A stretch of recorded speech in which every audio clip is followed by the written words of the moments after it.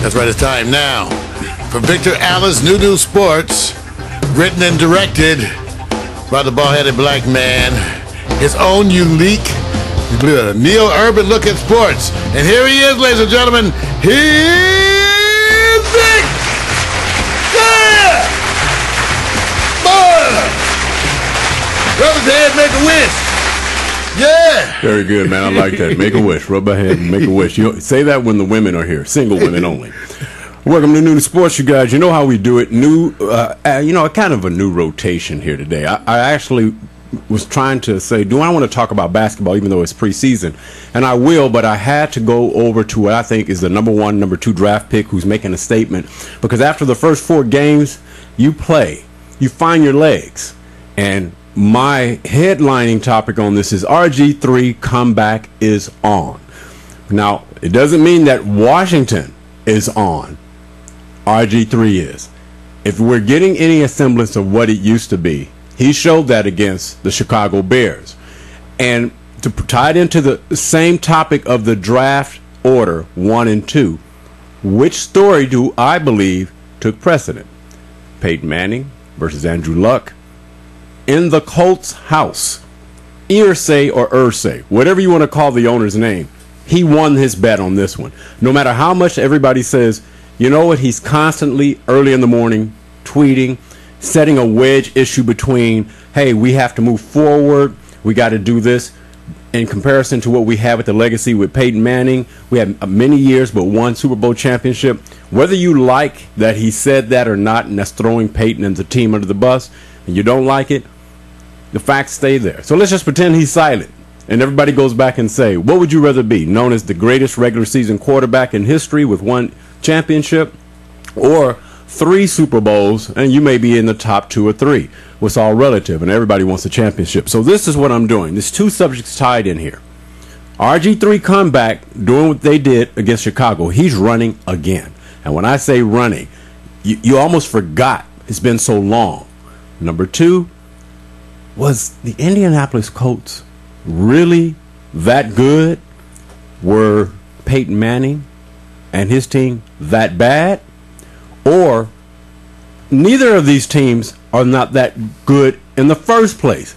Now, I'm not saying Peyton in Denver is not good. Now, I mean, undefeated up to this point, but landsliding everybody. But then San Diego puts a whooping on the Colts. Colts come back and slam Denver. So is it just too early to say which team, which quarterback is going to lead them to the Super Bowl?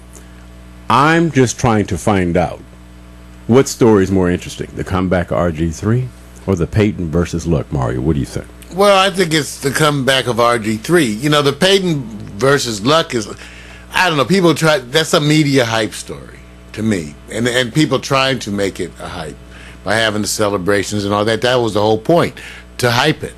So, you know, that's going to be there, and that's why, in that sense, it was predictable to me. That was the only reason I'm saying. Whereas the RG3 thing was not predictable to me. It was a surprise and a shock, a pleasant surprise.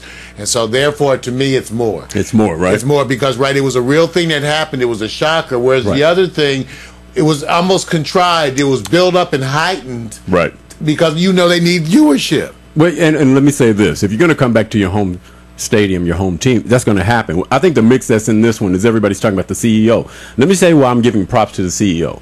He's one of the first to say, I embrace social media. Maybe it's only Twitter, but he's one of the rare CEOs that gets up early in the morning. He's figured it out. And what I always say, and I'm going to say this because I know nobody's going to agree with this from the traditional markets and media. All you let me watch my words. All of you guys on corporate media who are complaining about a CEO who actually embraces social media because you guys want to embrace it your way. I said, so give me the rules here.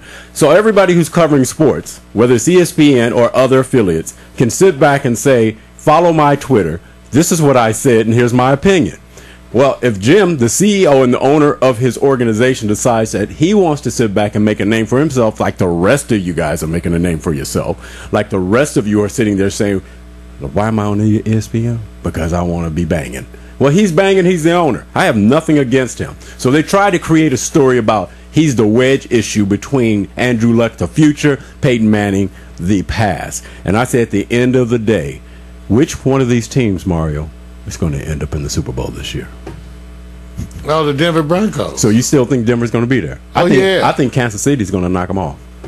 I think Kansas City is going to bring a force of pressure from a front four. It starts with their front four. You know what that may be, because I didn't think of it that way. I was actually more thinking of who were contenders. Yeah, because I don't know that. That's a good one. I don't know that. I just know that they're a contender. Right. But I would say they're all contenders. Right. Right. Yeah, I need to see more. I don't like to make my prediction this early, but I just say they are contenders. But Vic, and on the owner, I agree with you. It's wonderful to have an owner that embraces social media. Too bad he's an asshole. Don't matter. Almost everybody, politicians are assholes. Look, actors, all of us have room for assholes, right? Well, like I said, it depends on what you want to prioritize. I think the biggest thing with him is that people were more outraged, not so much about his. Well, the general public, I don't think they so much care. Right. About the tweeting, even though that's where they embrace him, but it was the way he dealt with. I think the part that he's smart on. He says, if I sit here and go like, "Oh, I just love Peyton Manning," that's viewership. That's not going to do anything. I mean, everybody loves Tony Dungy when he did his thing. It gets viewership. It gets it, but what he's doing, it's like the Miley Cyrus. If I have to get your attention, right? Yeah, even though I don't know that. Yeah, okay. Okay, so I'm just saying. Wait a minute. Excuse me. You're on a platform where you talk, excuse me, right in everybody's face. Hold nothing back. You actually eliminated cities that should be standing behind. Oh no, I'm not saying he shouldn't do it, but I also say that it should be expected that you're judged for that. I agree, and I think that's all I'm saying. I think he's premeditated. I think he's terrible. It's like Jerry Jones. He knows what he's doing. You can complain all day long, but he knows what he's doing. He said, "I'm still America's team." Right. Even though Jerry's gotten better. Some of the other stuff, Vic, you watched him struggle with it. I was trying to give him a break, because maybe, hey, Vic. Right. And here's the thing: maybe there's other stuff, because all my opinions are formed by what the media showed of him. Yeah, and I have to take that is really part of it now. Right. And let me say this: it really is. They say, "Watch the messenger." And these are businesses. And at the end of the day, tradition holds true. And they are very conformative to tradition. They really take their time on evolving in a medium that all of a sudden, I said, so you guys are reporting on what it is that brings you more viewership. So you actually embrace what he's doing because you need a story. I don't know if they get to have the breaks that say we get. In other words, because they get the perks that we don't. In other words, I mean, when you compare us to them, you say, well, you guys are more outrageous. But I go like, but we're on a platform that's not the same as yours. Right. And the same, I don't know. But it'll be debated from now forever. Everybody wants, the emperor has new clothes. I always say this. Bring the CEO from behind the curtains now. It's on and cracking, and it's going to stay this way. And all the other CEOs weren't necessarily too cool either. See, that's something. We just didn't see them, right? In other words, I'm saying a bunch of the other ones were assholes we just never saw. Right. And I apologize for saying a dated term, cracking. I'm having those moments. But okay, let me go to something with Mac Port Townsend, Washington. Mac, I would report heavily on Grambling State and that everybody's rebelling, but I usually do that only when teams have a history of winning. Grambling, the story would be how Grambling has declined. Right. See, I'm not. I love the stance that they're taking, but you got to win to make it last. You know what? I can tell you the one thing behind Grambling's problem, dropping from like 31 million and getting funds to like 13 million. Yeah, and the reason why that's where it happened. This is migration of players leaving their home state, leaving their places to go places where they get what they call the kingdom. Has anybody ever been to Grambling? No, I have not. Okay, if you go to, first of all, that part of Louisiana is not going to be enticing to many a city person. I understand that. Okay, I'm just going to tell you for me. It's very rural. Love the institution, what it represents. Very rural. We're only talking about in sports. It's a competitive. We say this all the time. Versus UCLA? I'll say this all day long. I can always give you the conditions why you should give us a break because we're not like the big boys. I said, no, you're not supposed to give us a break. They said, that's the whole point. It's fair. It's fair. So you're small, independent. You just got to deal with us because we're going to deal with you. And that's how you have to roll. Now, moving on to another topic here in the subject, I have to give props to a team that I thought demonstrated well by a first-year starter, Geno Smith, the New York Jets, taking advantage of a depleted New England Patriots. And I'm going to say, I'm gonna say this: depleted. Now, no, they're all depleted. No. This is the one where I have to say this: the defense of the Patriots holds true. That's their marker. Most people don't want to say that Tom Brady is aging. Now, when I say that, everybody else is replaceable. And it's just my opinion. You don't have to agree. Everybody's replaceable. They adapt. But Tom knows he lives in a place where Peyton Manning used to reside. Timing, right in that pocket. Where he still resides. Right, and Peyton has at least run for a touchdown this year. So he's understanding. Yeah, he did a bootleg. Oh yeah, but okay. So he's evolving around what he has, more so at a later age. Tom seems to be that person that says, I can't scramble. I'm not going to do anything. And you get any pressure on me, you knock me off my lane. Well, New York Jets didn't win because they were overwhelmed. They had a great defense. So man up. If you had to go in that game with New York Jets defense, a Patriots defense that's highly rated, and you had Brady and Geno Smith, isn't that a no-brainer? Well, in a sense, but okay, the defense underperformed, but this is the thing that I really think, because I actually think Tom has done a pretty good job under the circumstances. I do too. I actually think that his receiving core, even though I think that you can tell, is it Tompkins? What's the man? Yeah, Tompkins. You can tell he's going to be a star. A star. Yeah. But he still is a rookie, right? Timing patterns and everything. So he has times where he is making mistakes, okay? They've been thrown in at the last minute, right? Yeah, and I'm telling you, and I've watched him show great moments, and like a rookie, I've watched him have bad ones. Right. I think a lot of that has to do, that's part of Brady's thing, his receiving core. They took away his best. He just got Gronkowski back. Right. And used him to the nth degree. Right. But I think the other thing is that he is getting hit more now, Vic. You could argue, I just won't accept the argument that, okay, all right, wait. Peyton Manning, they say, always says that when he's sacked, that there's always a degree of that's his fault. Yes, because he could have got rid of the ball. That's right. So that's a perspective that I have. Right. It's hard to, but everybody doesn't have that perspective. Right. And Brady has taken a lot of heat and a lot of hits. Right. More than normal, and also their running game hasn't been what has been expected either. Right. Right. But I'm actually one of the people that actually thinks that the Patriots are doing extremely well to have the record they have. I do too. With the team they have, and that's a sign of their character and their coaching. And I'm saying this is the part that nobody will ever say. I look at but Brady's quarterback rating. It's probably down there around 90s or something. There are a lot of quarterbacks who are being thrown in the mix right now trying to perform. First year, the teams new, everybody suffered through injuries. Timing patterns if you talk about timing patterns, Peyton and Brady are like second to none. They're nobody they work around timing patterns. You take them a little bit off of that. You have to now use other tools that you may have afforded to you. I know right offhand, if I look at Brady and they just make him go a little left, they now don't worry about hitting him. They just say move him away, and he becomes a easy target. I'm not saying that the Patriots are not good. I think they're better. I think you're seeing weaknesses of Tom Brady. Well, that's what I'm saying. Well, I think you see weaknesses of the offensive line.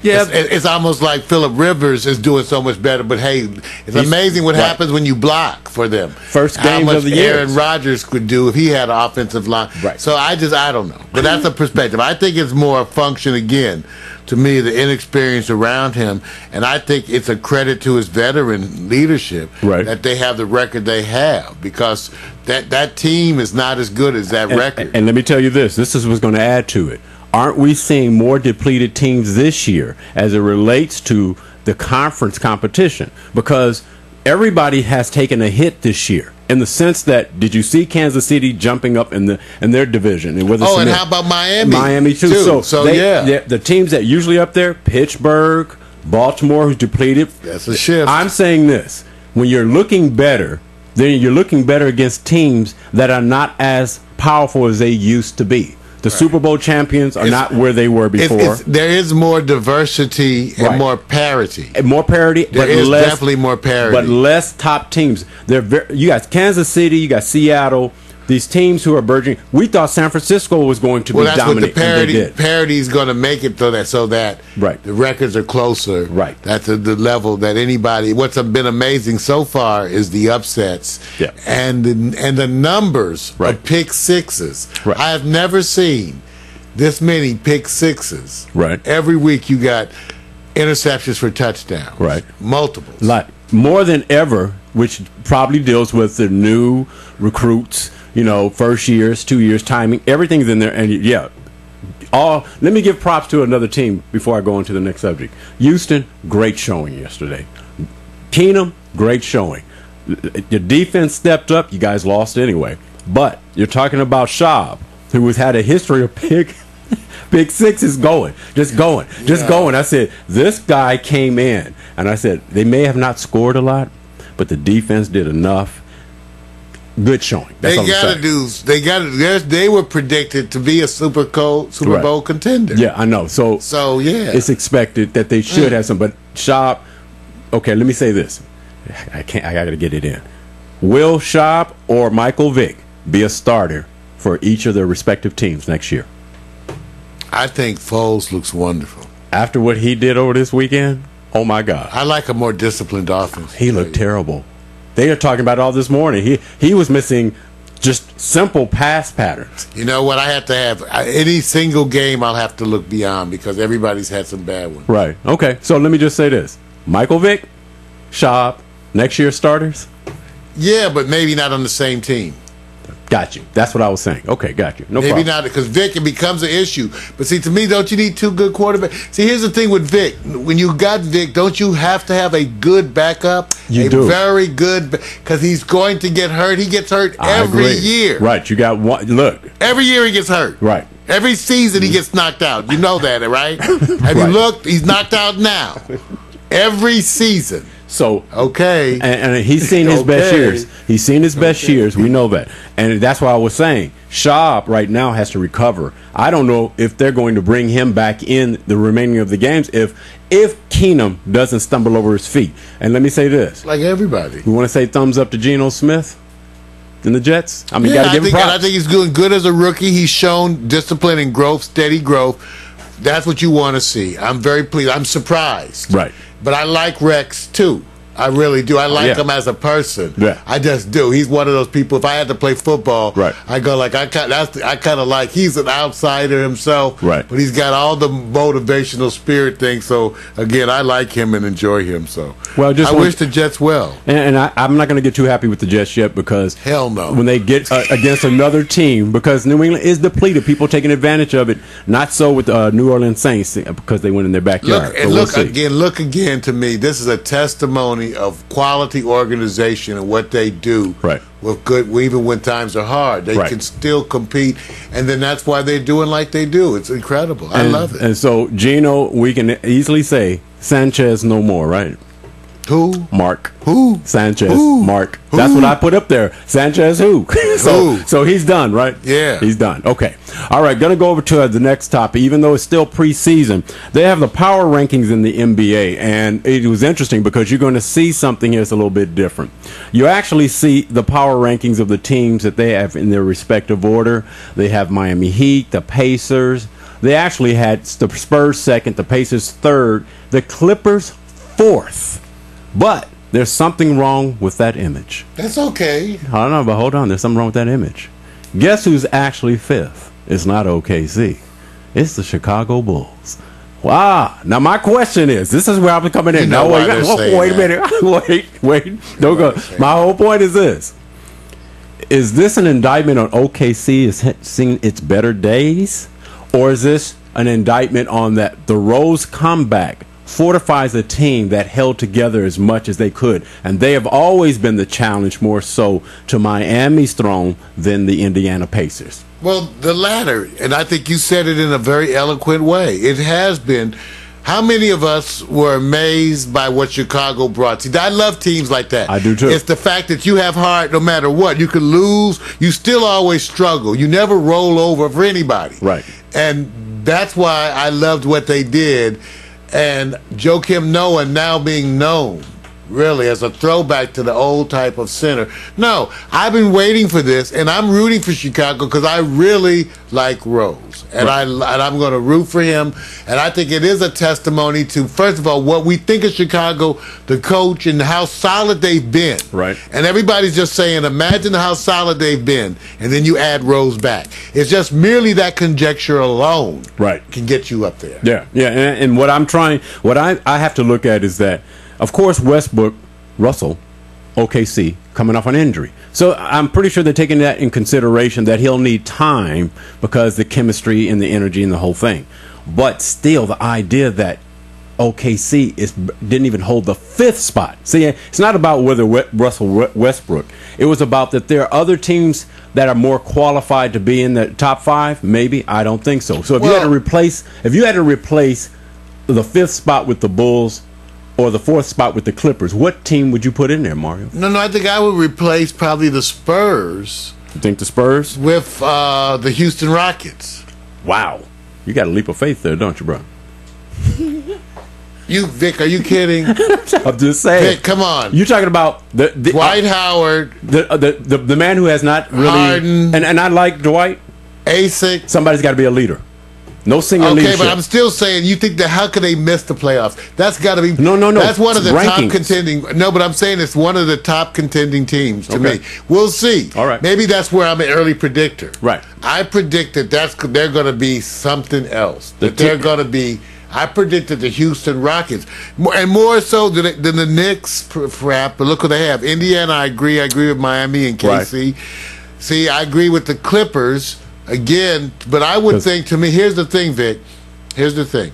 I think Houston was going to be better than the Clippers and San Antonio. Okay, and I'm gonna sneak a team in there because they're seasoned and they got the right players, enough of a mix, but a little bit older. I'm gonna go, if they hit the right stride with chemistry this year, they can make. I can put them in the top 6, maybe 7, and that's Brooklyn.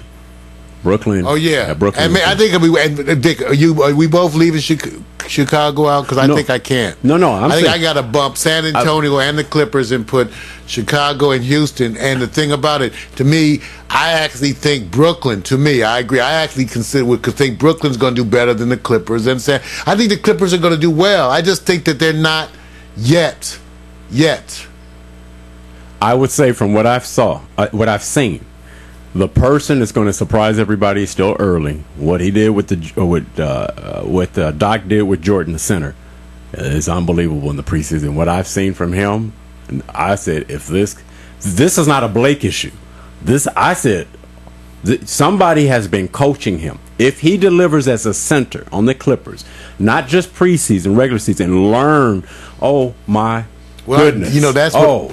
Let me just say, I agree. That's what I was hoping for. I just feel like it's a bet where I don't know the outcome. Right. But that's totally what I was hoping for when they got Doc Rivers. Right. I said, that's the kind of stability of leadership that you need to make everything go differently. So I'm totally with you. Right. I just don't know if how much I'm willing to bet on it versus, say, Houston Rockets or Brooklyn. Because now you got other situations, too, that look good and promising, but who knows with Brooklyn? To me, Brooklyn, I like it, but it's the same thing. I don't know. I'm picking teams that have a leader on the bench, which is the coach, and a leader on the floor. It seems that that's always the element that works. Brooklyn has leaders on the floor. Garnett and Pierce already. Those are leaders. They're going to change the scope of how things are played there. And then you got to think of the Lopez, who is actually on the floor as well with Pierce. So they're going to have this experience. They're going to have aging. And Jason Kidd, that's the difficulty right there, is because it's new for him.